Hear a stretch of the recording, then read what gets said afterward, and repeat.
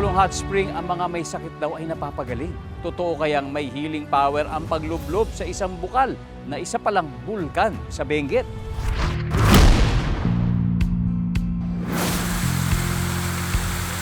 Ang hot spring parang spa na gawa ng kalikasan.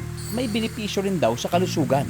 Pero imbis na mainit na tubig ang madarat nando dito, kumukulong putik ang bubungad sa iyo. Ito ang Badakbak Sulphur Spring sa Benguet. Pero ang bukal na ito ay isa palang bulkan. Pero hindi na sumasabog ang isang inactive volcano. The Badakbak Sulphur Spring has already been tested for its safety level and pwede talaga maligo doon. Kakaiba rin ang amoy nito na susubukan ang kakayahan ng ilong mo. Tinapong ka dyan, nakaw. Yung amoy niya talagang iba, parang itlog. Yan, parang bugok na itlog.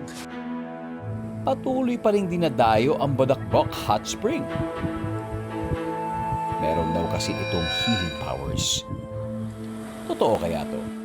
Kung ang iba ay pumupunta sa doktor para gumanda, ang ibang turista dinadayo ang hot spring sa Benguet para mag-glow up. Well, legit kaya ito?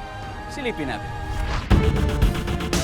Ang hot spring na ito sa Benguet, pinupuntahan ng mga turista dahil sa magandang view. Nakakapagpakinis daw kasi ang hot spring na ito. Legit kaya?